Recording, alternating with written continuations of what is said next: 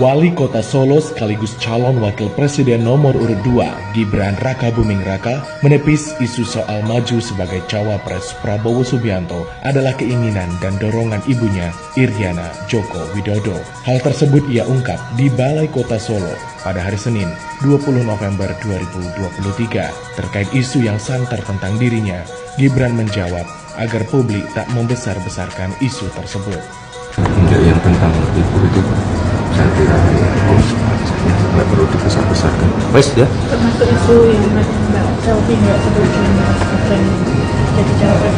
Ya itu gosip itu dengar dari mana? Dukungan dari ibu dan Mbak Selvi gimana? Dukungan dalam bentuk doa. Ya. Gosip itu termasuk Ibu Riana tidak suka dengan PDIP, Mas? Suka-suka aja.